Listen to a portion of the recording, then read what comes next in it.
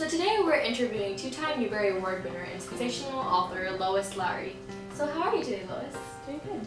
Nice to meet you. Yeah. So tell me a little about yourself and where you were born.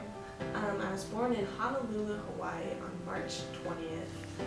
And then I went on to go to high school, and I was actually done with high school at age 16. And then I went to Brown University. And initially I was really interested in photography.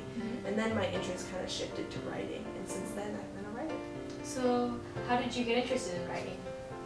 Well, I've been always interested in writing. Like ever since I was a little kid, I really liked to create stories for other people to enjoy.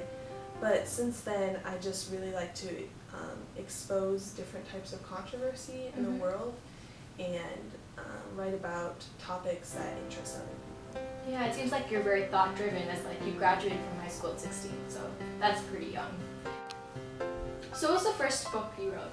The first book I wrote was a book called A Summer to Die, and after that I wrote 30 more books, and I just have not been able to stop since. Oh yeah, it seems like your most popular trilogy was the Giver trilogy, and it basically questioned the authoritarian view on society and how it created evil in society. So what is your view on that?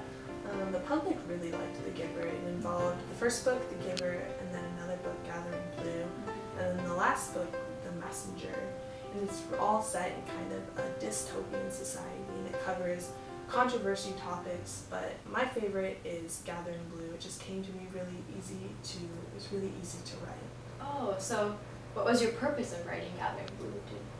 I wrote it to expose the controversy of this world, and it shows the evils of society in a very symbolic and simple childlike story form, and at the same time it shows the young girl, which is the main character of the book, Kira, and shows how she can combat these. Kira is an orphan with a twisted leg and lives in a world where the weak are cast aside.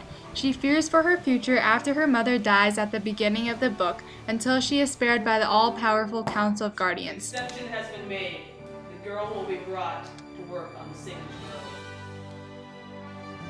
Kira is a gifted embroiderer and is assigned a task that no other community member can carry out.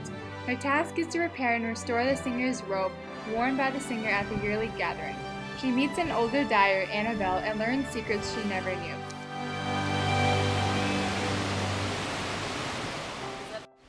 She becomes friends with a boy named Matt. She also meets Thomas and Joe, two other artists whose parents have been slain by the Council of Guardians. While her talent keeps her alive and brings certain privileges, Kira soon realizes that she is surrounded by mysteries and secrets. No one must know of her plans to uncover the truth about the world, and to find out what exists beyond it.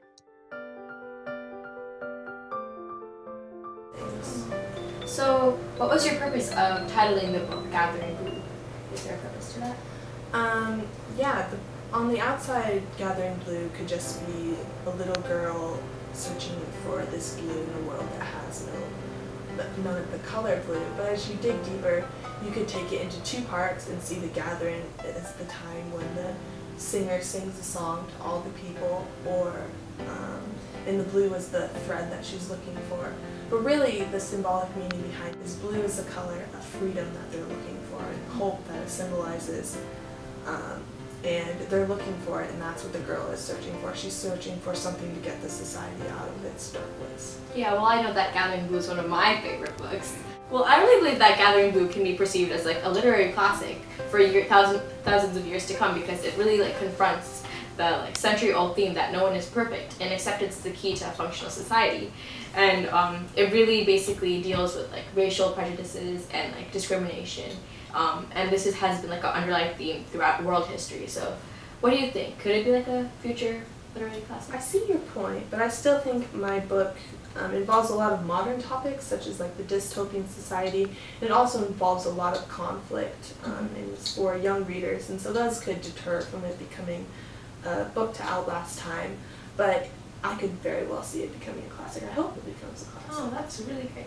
So nice to meet you, Lois. Yeah, you too. Thank you. A pleasure.